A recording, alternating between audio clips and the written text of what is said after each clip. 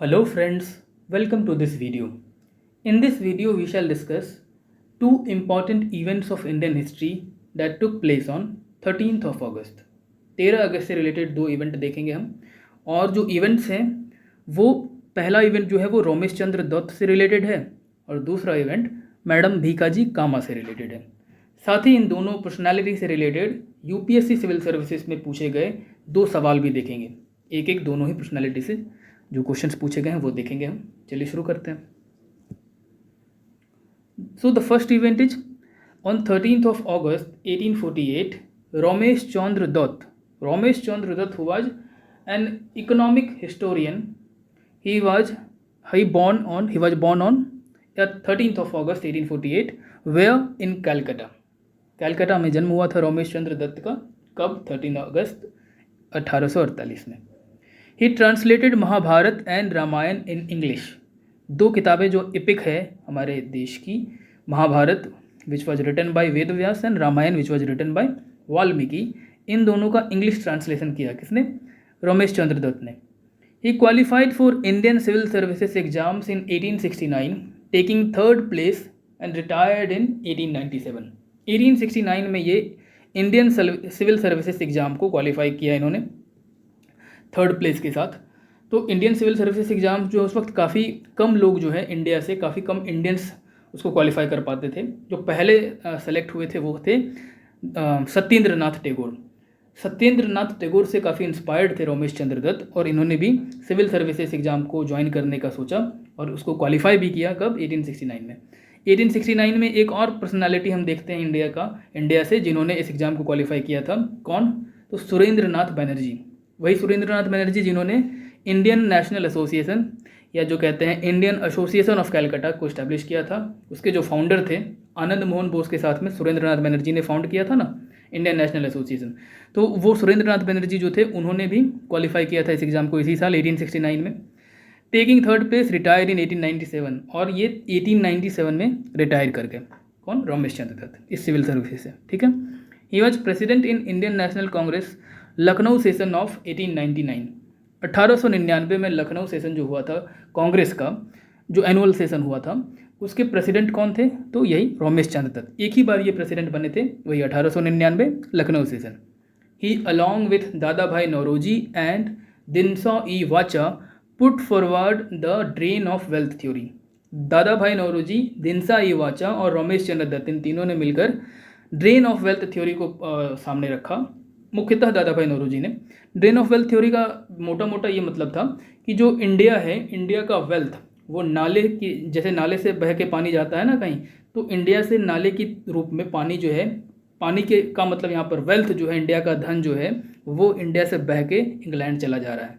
England जो है, जो ब्रिटिशर्स है वो यहाँ से पैसे जो हैं या धन जो है यहाँ से छीन के या यहाँ से बहा के अपने देश लेके जा रहे हैं। ड्रेन ऑफ वेल्थ थ्योरी मोटा मोटा इसके बारे में था, जिसको किसने सामने रखा था इस थ्योरी को? दादा भाई नौरोजी, दिनसा ई वाचा और हमारे जो आज की पर्सनालिटी है वो कौन है? रमेश चंद्र दत्त। इन्होंने जिनका कि 13 अगस्त को बर्थडे है। His famous literary works include, जो इनकी बहुत सारी किताबें हैं उनमें से एक ये भी है, क्या है? The economic history of India. काफ़ी फेमस किताब है the economic history of India. एक तो है अंडर अर्ली ब्रिटिश रूल और दूसरा है इन द विक्टोरियन एज। तो दो पार्ट है इसके, दो अलग अलग एज या दो अलग अलग टाइम के बारे में इन्होंने बतलाया है। बुक वही है, इकोनॉमिक हिस्ट्री ऑफ इंडिया। ठीक है। तो ये थे कुछ फैक्ट्स रमेश चंद्र दत्त से रिलेटेड। एक और फैक्ट मुझे याद आ रहा है कि ये जो बंगाल की एक लिटरेरी सोसाइटी बनी थी जिसका नाम रखा गया था बंगीय साहित्य परिषद, 1894 में बना था और उसके फर्स्ट प्रेसिडेंट कौन थे? तो यही थे रमेश चंद्र दत्त। ठीक है। 1894 में बंगीय साहित्य परिषद के फर्स्ट प्रेसिडेंट रमेश चंद्र दत्त थे। और जब ये रमेश चंद्र दत्त वहाँ के प्रेसिडेंट थे उस साहित्य परिषद के, बंगीय साहित्य परिषद के, तो उस वक्त वहाँ के वाइस प्रेसिडेंट कौन थे? तो रविंद्रनाथ टैगोर। ठीक है। रविंद्रनाथ टैगोर और एक लोग थे नवीन चंद्र सेन, वो लोग वाइस प्रेसिडेंट थे। ये रमेश चंद्र दत्त प्रेसिडेंट थे। अब आते हैं सवाल पे। सवाल है यूपीएससी 2015 में पूछा गया। ये सवाल है, who of the following were economic critic और critics of colonialism in India. India में जो कॉलोनियलिज्म रहा, ब्रिटिश शासन रहा, उस वक्त कौन लोग ब्रिटिशर्स की इकोनॉमिक पॉलिसी को क्रिटिसाइज करते थे? इनमें से कौन लोग थे? 1 Dadabhai Naoroji, 2 G Subramania Iyer, 3 R C Dutt. Select the correct answer using the code given below, A1 only, B1 and 2 only, C2 and 3 only, या D1 2 and 3। तो मैं बता दूं यहाँ आपको कि जो अभी हमने डिस्कस किया उसमें दादा भाई नौरोजी तो सामने आते ही हैं, आरसी दत्त, ये दोनों तो आ ही गए, लेकिन साथ में जी सुब्रमण्यन अय्यर जो हैं ये भी इकोनॉमिक जो पॉलिसी थी ब्रिटिशर्स की उनको क्रिटिसाइज करते थे। जी सुब्रमण्यन अय्यर के बारे में आपने पढ़ा होगा कि इन्होंने द हिंदू जो न्यूज़पेपर है उसको शुरू किया था, द हिंदू न्यूज़पेपर को इस्टेब्लिश किया था, तो उसके फाउंडर थे जी सुब्रमण्यन अय्यर। दादा भाई नौरोजी, आरसी दत्त के बारे में थोड़ा थोड़ा अभी हमने जाना ही, आरसी दत्त के बारे में तो आज जाना ही। तो ये तीनों के तीनों जो थे इकोनॉमिक क्रिटिक थे। आंसर क्या हो जाएगा? D1 2 and 3। ठीक है, अब आते हैं हम अपने दूसरे इवेंट पर। So the second event is on 13th of August 1936 madam Bhikaji Cama died in Bombay. Bombay में इनकी डेथ हुई, किनकी? मैडम भीकाजी कामा की। तो अब कुछ फैक्ट्स देखते हैं मैडम भीकाजी कामा से related. She was born in Calcutta in a Parsi family. जन्म किस फैमिली में हुआ था? पारसी फैमिली में।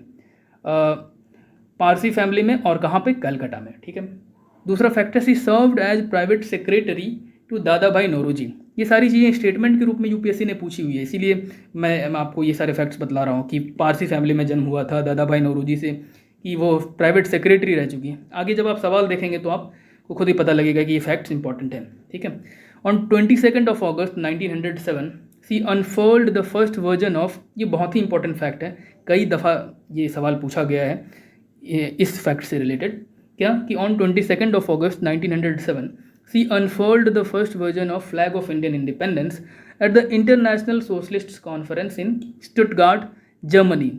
जर्मनी में एक जगह है स्टुटगार्ट, जहाँ पर 1907 में 22 अगस्त के दिन इन्होंने पहला वर्जन जो है हमारे इंडियन इंडिपेंडेंस के फ्लैग का, जो भारतीय स्वतंत्रता का झंडा है, फ्लैग ऑफ इंडियन इंडिपेंडेंस, उसका जो पहला वर्जन था, पहला वर्जन कैसा था अभी देखते हैं। जो पहला वर्जन था उसको फहराया था। तो स्टुटगार्ट जो जर्मनी में है वहाँ पर इंटरनेशनल सोशलिस्ट कॉन्फ्रेंस हुआ था। कब? 1907 में।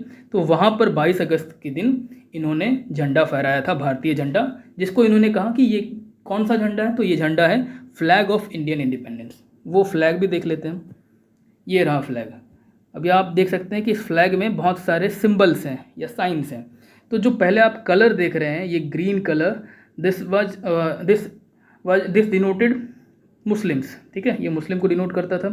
द येलो जो है, येलो हिंदू को रिप्रेजेंट करता था, इट रिप्रेजेंटेड हिंदू। और ये जो नीचे कलर है आपको रेड जैसा, जिसको आप कह सकते हैं, तो या ऑरेंज जैसा कलर, ये किस चीज़ को रिप्रेजेंट करता था? ये करता था बुद्धिज्म को। ठीक है।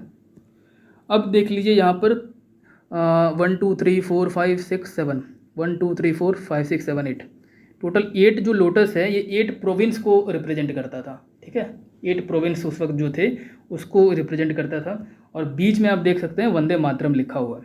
वंदे मातरम जो कि बंकिम चंद्र चटर्जी ने लिखा था, जो हमारा बाद में नेशनल सॉन्ग बना, भारतीय राष्ट्रीय गीत बना, तो वही वंदे मातरम बीच में लिखा हुआ है। ठीक है, तो ये फ्लैग है, आपने देख लिया। अब आते हैं वापस, जो फैक्ट्स बचे हैं उनको देखते हैं। हाँ, शी को फाउंडेड दी Paris Indian society. Paris Indian society की स्थापना की किन्होंने? मैडम भीकाजी कामा ने, और भी लोगों के साथ मिलकर। सो शी को founded Paris Indian society. In 1909 she founded and published Vande Mataram, an Indian nationalist newspaper from Paris. 1909 में इन्होंने एक न्यूज़पेपर शुरू किया जिसका नाम रखा गया वंदे मातरम। ये कहाँ से न्यूज़पेपर शुरू हुआ था? पेरिस से। असल में ये जो मैडम भीकाजी कामा है पहले इंग्लैंड में एक्टिव थी, और वहीं इंग्लैंड में ही रहते हुए दादा भाई नौरोजी की प्राइवेट सेक्रेटरी भी रही थी। दादा भाई नौरोजी इंग्लैंड में थे। ठीक है, और जब ये इंग्लैंड के बाद फिर ये फ्रांस चली गई, पेरिस। ठीक है, और पेरिस में जाकर के इन्होंने फिर ये न्यूज़पेपर शुरू किया वंदे मातरम। पेरिस में रहते हुए ही पेरिस इंडिया सोसाइटी की स्थापना की। ठीक है, तो ये कुछ फैक्ट्स जो थे ये पेरिस में रहकर इन्होंने किया। फिर जर्मनी में इंटरनेशनल सोशलिस्ट कॉन्फ्रेंस जो हुआ था वहाँ जाके इन्होंने झंडा भी फहराया, जर्मनी के स्टुटगार्ट में जाके, लेकिन एक्टिव ये पेरिस में थी। ठीक है, शी इज कॉल्ड एज, ये जो वंदे मातरम देख रहे हैं ना, ये बंदे इस नाम से और भी न्यूज़पेपर छपे थे। अभी कुछ दिनों पहले ही वंदे मातरम को हमने डिस्कस किया था, इस न्यूज़पेपर को, कि जो बिपिन चंद्र पाल है उन्होंने भी वंदे मातरम शुरू किया था। और कहाँ शुरू किया था उन्होंने? तो उन्होंने कैलकाटा में शुरू किया था। ठीक है, बिपिन चंद्र पाल ने सेम नाम से, इसी नाम से एक न्यूज़पेपर शुरू किया था कैलकाटा में। उसके एडिटर थे औरोबिंदो घोष। ये जो मैडम भीकाजी कामा का जो वंदे मातरम है इन्होंने जो शुरू किया वो कहाँ शुरू किया, पेरिस में। लैंग्वेज इसकी भी इंग्लिश है, उसकी भी इंग्लिश थी, लेकिन इसके एडिटर कौन थे, लाला हरदयाल। वही लाला हरदयाल जो कि गदर पार्टी के फाउंडर मेंबर थे। गदर पार्टी जो कि किसने इस्टेब्लिश किया था, सोहन सिंह भाखना ने। ठीक है, तो ये वाला जो न्यूज़पेपर है वंदे मातरम, इसको जो है लाला हरदयाल इसके एडिटर थे। ठीक है, इसके अलावा एक तीसरा वंदे मातरम भी था जो मैंने उस वीडियो में बतलाया था आपको। मैं वो वंदे मातरम से रिलेटेड जो वीडियो उसमें डिस्क्रिप्शन में डाल दूंगा, अगर आपको डिटेल में देखना हो तो वहाँ से देख लीजिएगा। ठीक है, she is called as the mother of Indian revolution. इनको मदर ऑफ इंडियन रेवोल्यूशन कहा जाता है। ठीक है, तो ये कुछ फैक्ट्स थे मैडम भीकाजी कामा से रिलेटेड। एक चीज़ और देख लीजिए आप, ये जो वंदे मातरम न्यूज़पेपर की बात की ना मैंने, तो 1909 17 अगस्त का ये 17 अगस्त का जो एडिशन है उसका ये आप देख सकते हैं, ये कवर, जिसमें कि मदन लाल ढींगरा जिनको कि फांसी हुई थी उसके बारे में यहाँ पे पहले पेज पर दिया हुआ है ना, मदन लाल ढींगरा। मदन लाल ढींगरा जिन्होंने किसकी हत्या की थी, सो ही किल्ड कर्नल वाइली। कर्नल वाइली जो कि इंग्लैंड में जो इंडिया ऑफिस होता था, जहाँ पर कि सेक्रेटरी ऑफ इंडिया रहते थे। ठीक है, तो सेक्रेटरी ऑफ इंडिया मतलब कि जो कि ब्रिटिश पार्लियामेंट के मेंबर होते थे, तो वो रहते थे वहाँ पर। Secretary of state for India जिसको कहा जाता था, officially secretary of state for India, Bharat का राज्य सचिव या भारत सचिव भी कहा जाता था उनको। तो वो रहते थे इंग्लैंड में, इंडिया हाउस में। वहीं पे कर्नल वाइली एक ऑफिसर थे जिनको कि मदन लाल ढींगरा ने मार दिया था, तो इनको फांसी हुई थी। ये आप देख रहे हैं वंदे मातरम न्यूज़पेपर, कहाँ का है ये, पेरिस का है। ठीक है, मैडम भीकाजी कामा वाला वंदे मातरम है ये, कन्फ्यूज मत होइएगा दूसरे वंदे मातरम से जो कलकत्ता से छपता था, विपिन चंद्रपाल छापते थे। अब आते हैं क्वेश्चन पे। तो क्वेश्चन है, ये भी यूपीएससी का क्वेश्चन है, 2006 में पूछा गया था। तो क्वेश्चन है, consider the following about madam Bhikaji Cama. पहला स्टेटमेंट है, madam Cama unfold the national flag at the international socialist conference in Paris in the year 1997। एक चीज़ देखिए यहाँ पर, ये पूछ क्या रहा है, which of the statement given above are correct. तो पहले ये देख लेते हैं करेक्ट है कि इनकरेक्ट, क्या पूछ रहा है, करेक्ट पूछ रहा है। तो करेक्ट अगर पूछ रहा है तो पहला statement, madam Cama unfold the national flag at the international socialist conference. International socialist conference यहाँ तक सही है। इन पेरिस, तो इन पेरिस जो है पेरिस में नहीं फहराया था, पेरिस में ये काम कर रही थी, वहीं एक्टिव थी, लेकिन पेरिस में नहीं फहराया था। कहाँ फहराया था, स्टुटगार्ट जर्मनी में। ठीक है, याद रखिएगा वो कहाँ पे फहराया था, स्टुटगार्ट जर्मनी में, स्टुटगार्ट जर्मनी में।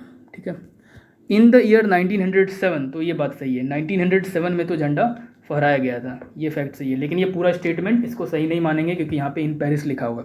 ठीक है, तो पहला स्टेटमेंट इस तरह से गलत हो गया, पहला स्टेटमेंट गलत। अब अगर पहला गलत हो गया तो ऑप्शन सी करेक्ट हो नहीं सकता है, ऑप्शन ए भी करेक्ट नहीं हो सकता है, ऑप्शन बी 2 और 3, ऑप्शन डी 3 ओनली, ये इनली लिखा गया ओनली। ठीक है, तो अब दोनों में 3 है, यानी कि 3 वाला स्टेटमेंट तो सही होगा ही, थर्ड स्टेटमेंट सही होगा ही, madam Cama was born in Parsi. ये तो हम ऐसे ही बता सकते हैं क्योंकि बी और डी दोनों में 3 दिया हुआ, और हमने अभी पहले देखा भी इनके बारे में फैक्ट की, she was born in a Parsi family.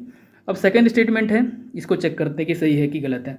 Madam Cama served as private secretary to Dadabhai Naoroji. तो अभी हमने देखा इस वीडियो में कि वो दादा भाई नौरोजी की प्राइवेट सेक्रेटरी थी, तो 2 और 3 बी हो जाएगा इसका आंसर, बी 2 और 3 आर करेक्ट। ठीक है, तो ये थे आज के 2 events. First event Romesh Chandra Dutt की बर्थ एनिवर्सरी, और second event death anniversary of madam Bhikaji Cama. ठीक है, इस वीडियो में फ़िलहाल इतना ही। Thank you.